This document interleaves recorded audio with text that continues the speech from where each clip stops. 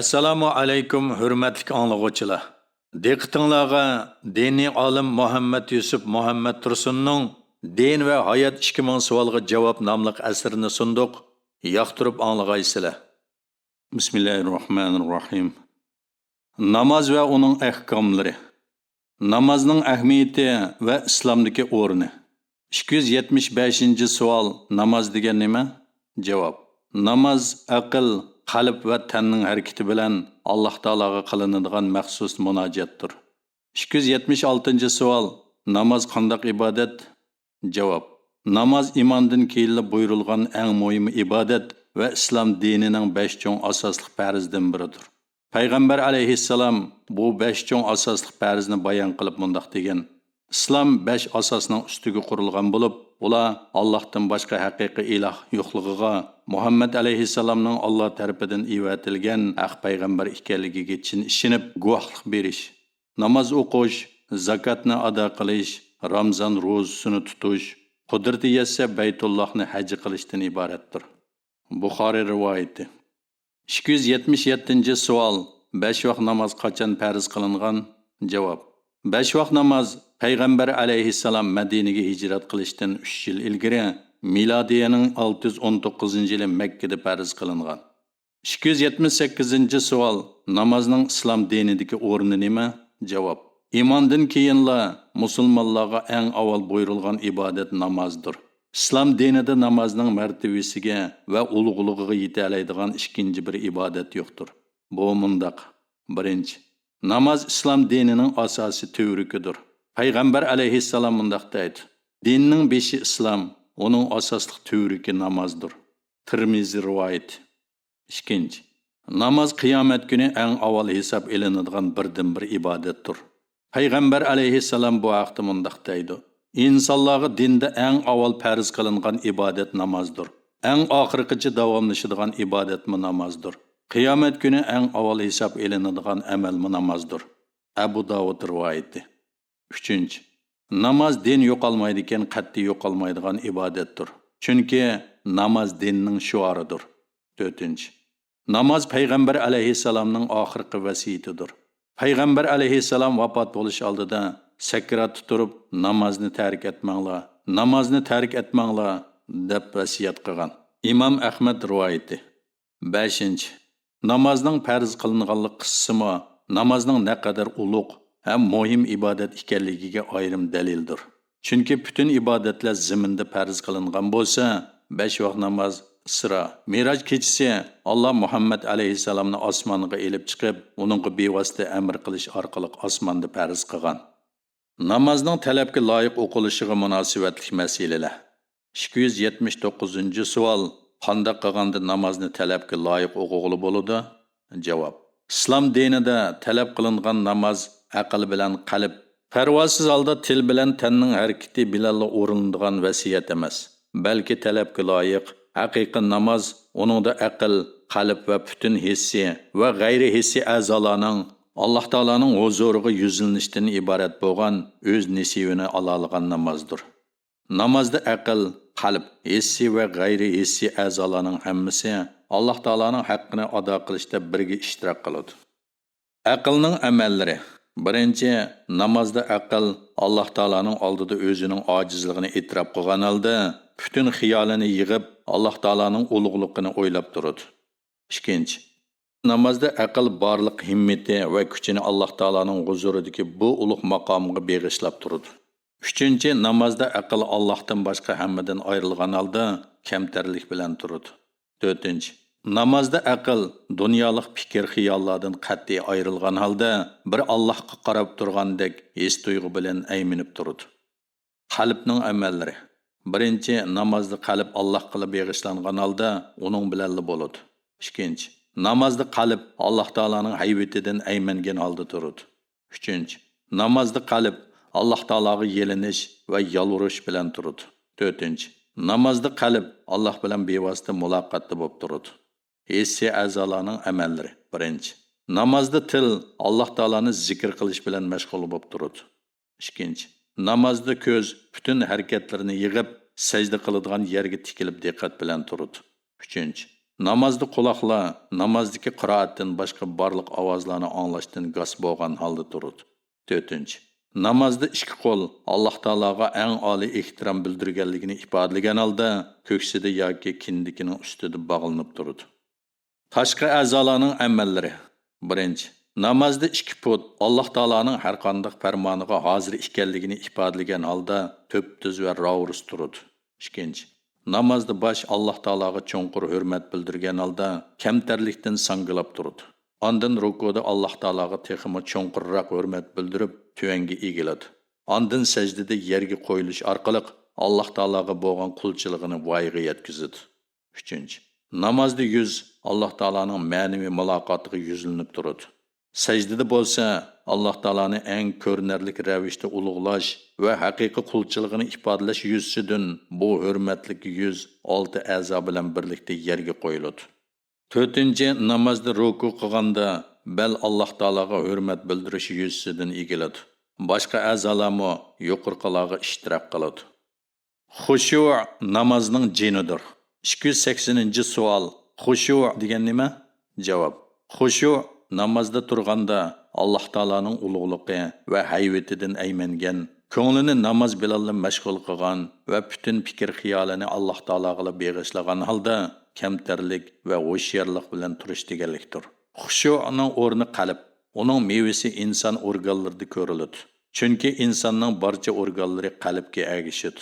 Namozda birovning ko'ngli g'aflat qilish, dunyolik fikr xiyollarga cho'kish va shayton vasvasalari tufayli uning xushusi buzilgan vaqtda butun organlarning Alloh taologa qilayotgan qulchiligi buziladi. Chunki qalb qo'mondan, boshqa organlar askarlardir. Qo'mondoni salohiyatli bo'lmagan askarlarning mag'lubiyatga uchirganidek, qalb salohiyatdan qolganda boshqa organlarning salohiyati yo'qoladi. Xushu'ning hukmi. 281-savol. Xushu'ning hukmi nima? Javob. Shubhisizki, namozni xushu' bilan o'qish farzdir. Shayxul Islom Ibn Taymiya Alloh taolaning Qur'oni Karimdagi sabr qilish, namoz o'qish orqali Allohdan yordam tilanglar. Namoz Allohning ulug'ligi va hayvatidan ayminib, xushu' bilan o'quvchilardan boshqalarga haqiqatan mushaqqatlik va ig'ir ishdir. degan so'zning taqozzosiga asosan namozda xushu'ning farz ekanligini ta'kidlagan. Sura Baqar 45-oyat. 282-savol. Nima uchun namozda xushu' farz? Javob. Chunki xushu' namozning jini bo'lib, uningdan nasivisini olamagan namoz o'lik namozdir. Chunki har kimning namozdan oladigan nasivasi faqat uningda aqli ho'shyor, qalbi o'yg'oq turgan qismi bilan cheklanadi. Shunga Hazrati Ibn Abbos radhiyallohu anhu namozdan faqat nima degan va nima qilayotganligini bilib, his qilib turib o'qiganinglar sana oiddir degan. Namoz o'qiganda beriladigan savobmi xushu'ga qarab bo'ladi. Namoz o'quvchilarning ba'zisi to'liq savobga erishsa, ba'zisi yerim savobga va ba'zisi yerimdan oz savobga erishadi.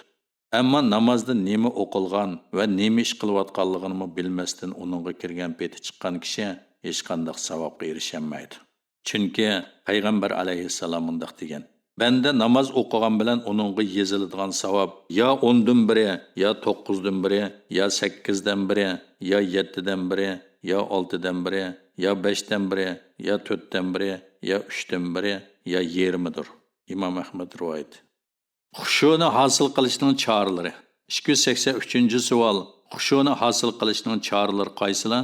Javob. Xushu'ni hosil qilishning choralari tuvandikilar. 1. Xushu'ni hosil qilishning eng oldingi chorasi namozda turgan kishi o'zining nima davatqanligi va nima qilayotganligini bilishi, xuddi Alloh taolani ko'rib turganidek his tuyg'u bilan uningga munojat qilishdan iboratdir. 2. Namozdagi ruku va sajdalar orasidagi yo'tkilishlarni ayirmasdan tamkinlik bilan qilish, har bir yo'tkilishda organlar o'z o'rniga to'liq kelib bo'lguncha orom olish. Payg'ambar alayhissalom namozdagi har bir yo'tkilishda har bir so'ngak o'z o'rniga kelib bo'lguchilik orom oladi. Fathul Bari 2-tom 308-bet. Namozni oldirab o'qigan kishining xushu'ni hosil qilishi mumkin emas. Chunki namozdagi tezlik xushu'ga fursat bermaydi. 3. Namozni umrning eng oxirgi qitimliq namozni o'qigandek o'qish. Payg'ambar alayhissalom bir sahobiga mundaq degan: Namozingda o'limni yod etgin. Chunki namozda o'limni yod etgan kishi namozini yaxshi ado qila oladi. Namozingni xuddi ömrünün eng oxirgi qitimliq namozini o'qigan kishidek o'qigan. Tabiiyki, o'lish oldidagi eng oxirgi qitimliq namozni o'qigan odam bu namozni cho'qim voyaga yetkazgan xushu bilan o'qiydi. 4. Namozda o'qilgan qiroat, duo va tasbihlarning ma'nosini bilib, ko'ngil qo'yib o'qish. Chunki Qur'on Karim ma'nosini bilib, uningdan vaz-nasiyat elish uchun tushgan ilohiy kitob. Oyatlarning ma'nosini bilmaydiganlar namozda o'qiyotgan qiroatga men Alloh taologa munojat qilyapman, u menga so'z qilyapti degan his tuyg'u bilan quloq solsa yetarlikdir. O'zi yolg'iz namoz o'qigan kishimi o'zi o'qiganlarni shundoq his tuyg'u bilan o'qishi talab qilinadi. 284-savol. Qur'on Karimni qandoq anglash kerak? Javob. Qur'on Karimni buni oyatda sifatlangan mu'minlarga o'xshash anglash kerak. Faqat Allah yod etilsa, dillarda qo'rqinish paydo bo'ladigan, Allohning oyatlari tilovat qilinsa, iymoni kuchaydigan, Parvardigoriga tavakkul qiladigan kishilar komil mu'minlardir. Sura Anfal 2-oyat. 5. Namozda o'qilgan Qur'onni oyat-oyat o'qish. Chunki payg'ambar alayhissalom shunday qiladi. Har bir oyatning beshida to'xtash sunnatdir. Garchi ba'zi joylarda oldingi oyatning ma'nosi keyingi oyat bilan munosabatli bo'lgan taqdirdami, bu ikki oyat o'ttirisida to'xtash afzaldir. Har bir oyatdan keyin to'xtab o'qish xushuning hosil bo'lishi uchun foydalidir. 6. Qur'onni har bir harfini dona-dona chiqarib tartil bilan o'qish. Payg'ambar alayhissalom qiroatni harf-harf tafsir qilgandek ochiq o'qiydi. Imom Ahmad rivoyat. 7. Namozda Alloh taolo menga so'z qilyapti degan his tuyg'u bilan turish. Oddisi, namozda turgan odam Fatiha surasini o'qiganda Alloh taolo menga so'z qilyapti, men uningga munojat qilyapman degan his tuyg'u bilan o'qiydi ekan. Cho'qim xushu'ni hosil qila oladi va tilganlarga erishadi. Xushu'ga ziyon yetkazadigan ishlar. 285-savol. Xushu'ning yo'qolishiga va ojizlashishiga sabab bo'ladigan ishlar qaysilar? Javob. Xushu'ning yo'qolishiga va ojizlashishiga sabab bo'ladigan ishlar tuvandikicha. 1. Yanfullarni aytib o'tmasdan namozga turish xushu'ni buzadi. Xususan, yanfullarning muzikalik ovozi albatta diqqatni buzadi. Natijada namozdagi xushu'ni yo'q qiladi. Shunga mayli masjidda, mayli o'z uyida, mayli jamoat bilan, mayli o'zi yolg'iz namoz o'qimoqchi bo'lgan har qanday odam namozga turishdan burun yanidagi yanfunni aytib o'tishi namozning xushu' bilan ado tepishi uchun shartdir. Yanpullarni aytilmasdan namozga turish namozning va masjidning hurmatini saqlamaganlik bo'ladi. Xususan masjidga yanfunni aytib o'tmasdan kirgan odamning o'zila emas, balki butun jamoatning xushusini buzgan va masjid ahliga azor bergan bo'ladi. Natijada gunohkor bo'ladi. Chunki odatdagi vaqtlarda kishilarga azor qilish, harom bo'lgan yerda kishilarning namozdagi xushuni buzish qatma-qat haromdir. Haromni ishlaguvchilar o'zlarini Alloh taoloning azobiga tutquvchilardir. Saudiya Arabiston Fatvo va ilmiy tadqiqot komitetining 5322 nomerlik fatvosida yanfunni aytib o'tmasdan namozga turishning haromligi aniq o'tirg'a qo'yilgan. 2. Namoz o'qiydigan joydagi diqqatni tortadigan narsalar xushu'ni buzadi. Buningga binoan naqshlangan joy namozlarda, hatto Ka'baning surati tushirilgan joy namozlardami namoz o'qish yaxshi emas. Chunki joy namozdagi naqshlar va suratlar diqqatni buzadi. Natijada xushu'ni hosil qilishga to'sqinlik bo'ladi. Anas ibn Malik raziyallohu anhudan rivoyat qiladi-ki, Oysha raziyallohu anhaning uyining bir tarafida naqshlangan parda bor edi. Payg'ambar alayhissalom uningga, "Uni elib o'ting, uning naqshlari namozimda ko'zimga cheliqib turdi" degan. Buxoriy rivoyat. Shundaqla odam o'tib turadigan joylarda, bozorlarda, rastida, kishilar paranglashayotgan so'rinlarda va varang-churang bo'layotgan o'rinlarda namoz o'qish yaxshi emas. 3. Naqshlangan yoki surat tushirilgan yoki xat yozilgan kiyimlar bilan namoz o'qish xushu'ni buzadi. Oysha raziyallohu anhudan rivoyat qilindiki, payg'ambar alayhissalom siziqlar bilan naqsh qilingan bir kiyimni kiyib, namoz o'qib bo'lgandan keyin bu kiyimni Abu Jaym ibn Huzayfa degan kishiga olib beringlar va menga sodda kiyim olib kelinglar. Bu kiyimdagi siziqlar namozda diqqatimni buzdi deb buyurdi. Muslim rivoyat. Naqshlangan kiyimlar bilan namoz o'qish yaxshi bo'lmagan yerda, suratli kiyimlar bilan, xususan jonliqlarning surati tushirilgan kiyimlar bilan namoz o'qish texmi yaxshi emas. 4. Taom hozir bo'lgan vaqtda namozga turish xushuga daxli yetkazadi. Payg'ambar alayhissalomning taom hozirlangan vaqtda namoz o'qish yo'q deganligi shuning uchun edi. Imom Muslim rivoyat. Chunki hozirlangan tamoqdan turib ketib namozga turganda ko'ngil tinjimaydi. Ko'ngil taomda bo'lib qolgan odam namozda xushuni hosil qilolmaydi. 5. Tarti qistab qolganda namozga turish xushuni hosil qilishga to'salg'i bo'ladi. Chunki uning ko'ngli o'zini tezroq bo'shatib rohatlanish bilan mashg'ul bo'layotgan tursa, u qandoqmi namozini xushu bilan ado qila olsin. Shu sababdan payg'ambar alayhissalom tarti qistab qolgan kishining o'zini bo'shatmasdan namozga turishini ma'ni qilgan. Sizlarning biringlar hojatxonaga boray deb turganida namoz boshlanib ketsa, ishni hojatxonadan boshlasin. Muslim va Tirmizi rivoyat. 6. Namozda mugdash xushuni buzadi. Namozni mugdab o'qigan kishining xushuni hosil qila olishi hargizmi mumkin emas. Payg'ambar alayhissalom mugdak bosgan kishining namoz o'qishini ma'ni qilib, sizlarning biringlarni namozda uyqu besib olsa, namozni to'xtatib uxlasin. Namozni uningda nima o'qiyotganligini bilgidek olg'a kelgandan keyin o'qisin degan. Buxoriy rivoyat. Bu hadis farz, vojib, sunnat va nafl qatorliq har qanday namozga shamildir. Biroq farz namozlarning vaqti chiqib ketmasligi shartdir. 7. Namozda turib sajda qiladigan joyni surtish yoki tozalash va yoki tuzlash bilan ko'p mashg'ul bo'lish xushuni buzadi. Payg'ambar alayhissalom namozda turib sajda qiladigan yerini tuzlayotgan bir odamni ko'rib, uningga agar zodi qilmasang bo'lmasa birlik etim qilgin degan. Buxoriy va Muslim rivoyat. Namozda yuz va peshonani surtishmi xushuni buzadigan omillardandir. Payg'ambar alayhissalom go'yidan namlik yerga yoki tuproqqa sajda qilgandimi peshonisini tozalash uchun silamagan. Chunki namozdagi xushu mundaq qilishnimi unutildiradi. 8. Namozda uyoq bu yoqqa qarash xushuni buzadi. Chunki ko'zning harakati qalbni mashg'ul qiladi. Qalb mashg'ul bo'lganda namozdagi xushu yo'qoladi. Payg'ambar alayhissalom mundaq degan: "Banda namozda uyoq bu yoqqa qaramasdan turganda Alloh taolo uningga nazar sep turadi. O bir tarafga burilishi bilan Alloh taolo uni nazardan saqit qiladi." Abu Dawud rivoyat. Namozda burilish ikki turlik bo'ladi. Biri qalb bilan burilish, yana biri ko'z bilan burilishdir. Qalb bilan burilish ko'nglini namozning sirtidagi ishlar bilan mashg'ul qilishdir. Ko'z bilan burilish u yoq bu yoqqa qarashdir. Har ikki turlik burilish ma'ni qilingandir.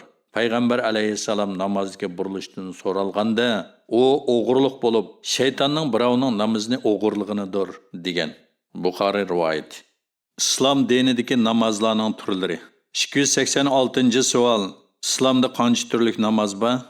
Javob. Islomda 5 turlik namoz bor. Ular: 1. farz namozlar, 2. vojib namozlar, 3. sunnat namozlar, 4. mustahab namozlar, 5. nafl namozlar. 287 savol. Farz namozlar qaysi namozlar? Javob. Farz namozlar tuvandikilardir. 1. kunlik 5 vaqt namoz, 2. jinoza namozi, 3. erlar uchun juma namozi. Ayollarning juma namozi o'qishlari farz emas. Agar o'qisa savob bo'ladi yoki shu kunning peshin namozi ulardan saqit bo'ladi. 288 savol. Vojib namozlar qaysilar? Javob. Vojib namozlar tuvandikilar.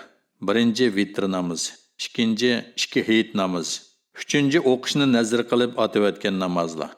289 savol. Sunnat namozlar qaysilar? Javob. Sunnat namozlar tuvandikilar. 1. 5 vaqt namozning sunnatlari, 2. taravih namozi, 3. masjidga kirganda o'qiladigan tahiyatul masjid namozi. 290 savol. Mustahab namozlar qaysilar? Javob. Mustahab namozlar munolar.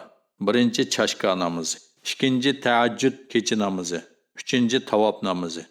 291 savol. Nafl namozlar qaysilar? Javob. 1. tavba namozi, 2. istixora namozi, 3. hojat namozi. 5 vaqt namozning hukmi va uni tark etishning gunohi. 292 savol. 5 vaqt namoz o'qishning hukmi nima? Javob. Balog'atga yetgan, aql o'shi joyida bo'lgan har qanday musulmon kishining kunda 5 vaqt namoz o'qish farz ayindir. Alloh Qur'on Karimda namozning farz ekanligini e'lon qilib mundaq deydi: Shubhisizki, namoz mu'minlarga vaqti belgilangan farz qilindi. Nisa surasi 103-oyat. Payg'ambar alayhissalom mundaq degan: Alloh bandalarga 5 vaqt namoz o'qishni farz qildi. Kimki 5 vaqt namozni ahamiyatsiz sanab, zoya qilib o'tmasdan to'liq ado qiladigan, Alloh taolaning u kishini jannatga kirgizishga ahdi bordir. Kimki 5 vaqt namozni ado qilmaydi ekan, Alloh taolaning u kishiga ahdisi yo'qdir. Xolisi azoblaydi, xolisi gunohini afo qilib jannatga kirgizadi. Nasai rivoyati. 293-savol. Namozni tark etishning jazosi qanday bo'ladi? Javob. Namozlarning farz ekanligini bilib turib, qasddan tark etishning eng chong gunoh va Alloh taolaning haqqida ishlangan eng og'ir jinoyat ekanligida, namozni tark etguvchilarning Alloh taolaning qattiq azobiga duchor bo'ladiganligida shak shubha yo'qdir. Bu masalada islom ulamolari orasida hech bir ixtilof yo'q. Namozni tark etguvchilarning hukmi tuvandikidek 3 turlik bo'ladi. 1. Namozning farz ekanligini inkor qilganlik va uning ibodat ekanligini e'tirof qilmaganlik yuzidan namozni tark etguvchilar bo'lib, bundaqlar cheksiz kofirdir. Chunki Qur'on Karim va sahih shubhisiz hadislar orqali bekitilgan ahkomlarning birasiga inkor qilgan kishi kofir bo'ladi. 2. Namozning farz ekanligini bilmaganlikdan namoz o'qimagan kishilar bo'lib, bular tuvandagi 2 xil kishilardir.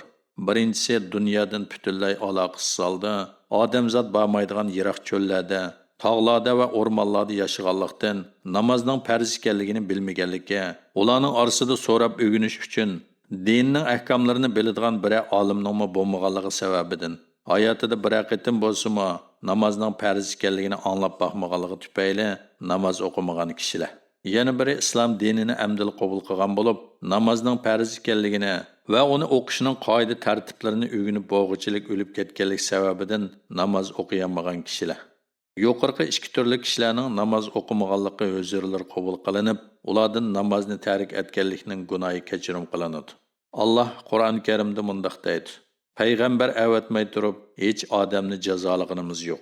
Sura Isra 15-oyat. Biroq hozir uchur davrida dunyoning qaysi bir bulung pishqoqlarida yashagan bo'lsin, namozning farz ekanligini bilmagan va anglamagan bir musulmonning tepilishi tasavvurdan yiroq albatta. 3. Namozning farz ekanligini bilib, uni e'tirof qilib turib, namozga ahamiyat bermaganlikdan namozni tark etguvchilar bo'lib, ular qattiq gunohkor bo'ladi. Oxiratda Alloh taolaning azobiga duchor bo'ladi. Ularning namoz o'qimaganligidagi hech qanday uzrsiz qabul qilinmaydi. Namozning shartlari. 294-savol. Namozning shartlari qaysilar? Javob. Namozning shartlari 6 bo'lib, birinchi namoz o'qiydigan joyning va kiyimning pak-pokiz bo'lishi. Ikkinchi tahorat elish, g'usli bilan tayammumni o'z ichiga oladi. 3. Namoz vaqtining kirishi. 4. Avrat joylarni yo'gash. 5. Qiblaga yuz keltirish. 6. Niyat. Namozning birinchi va ikkinchi shartlar bo'lgan poklik bilan tahoratning bayoni yuqorida o'tdi. Tuvanda namozning qolgan shartlari ustida to'xtalamiz. 5 vaqt namozning vaqtlari. 295-savol. Bomdod namozining vaqti qachon kiradi? Javob. Bomdod namozining vaqti tongning oqirishi bilan boshlanib, quyosh chiqqanga qadar davom qiladi. 296-savol.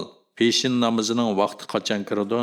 Javob. Peshin namozining vaqti quyosh kun petish tarafga egilgandan boshlab, har narsaning soyasi o'zining 1 yoki 2 hassasiga qadar uzargan vaqtgacha davom qiladi.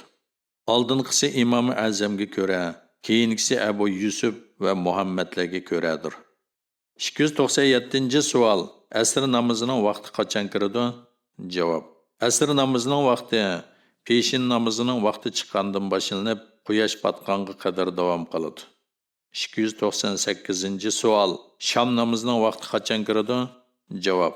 Shom namozining vaqti quyosh botgandan boshlanib, quyosh botgan yerdagi qizillik yoki oqlik yo'qolganga qadar davom qiladi. 299-savol. Xuftan namozining vaqti qachon kiradi? Javob.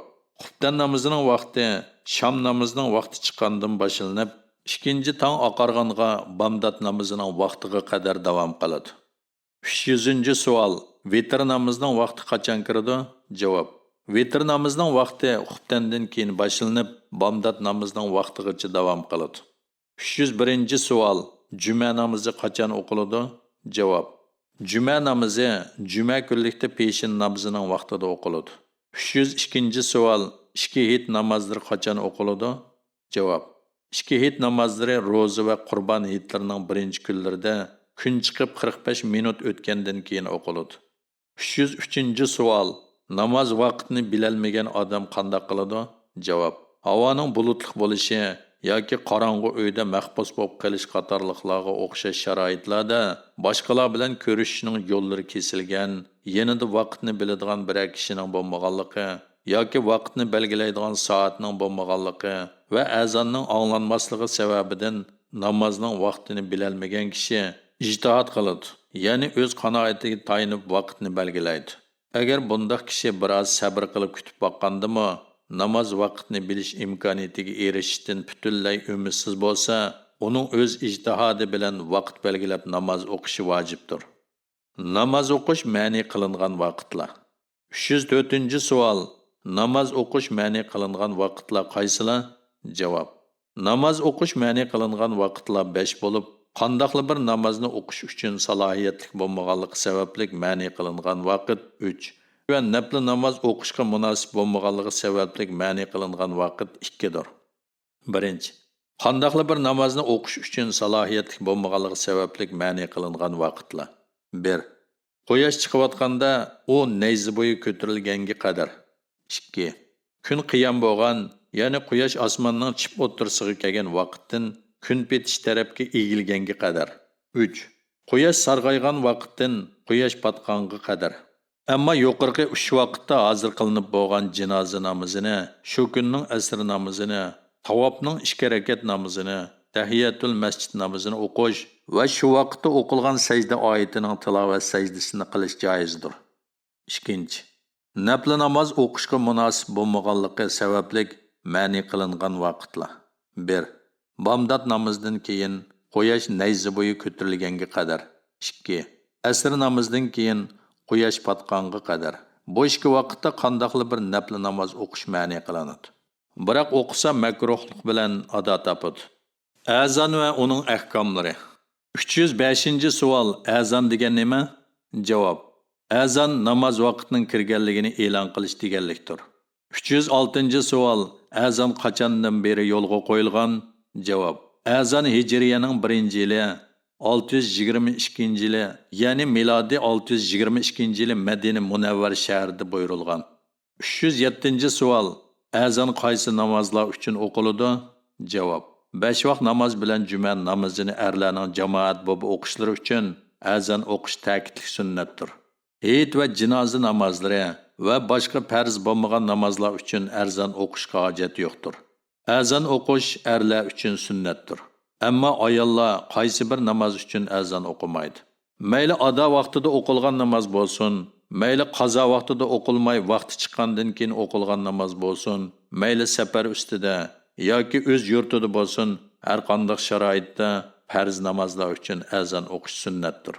308-savol. Azonning teksti qaysi? Javob. Azonning teksti tuvandikilar.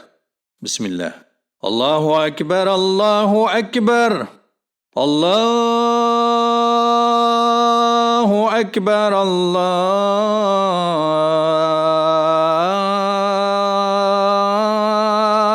akbar. Ashhadu an la ilaha illallah. Ashhadu an la ilaha illallah.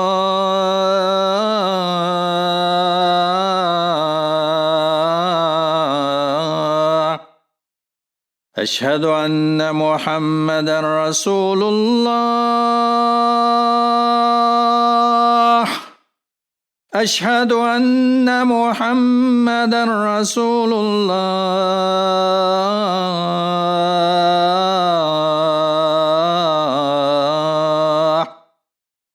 Hayya 'alas salah.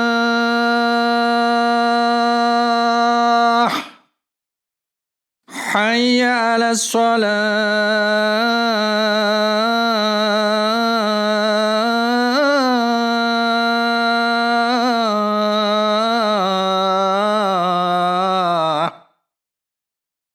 حي على الفلاح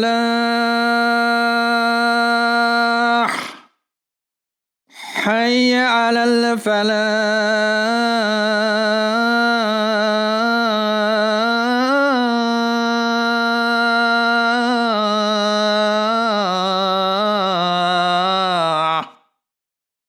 الله أكبر الله أكبر لا إله إلا الله.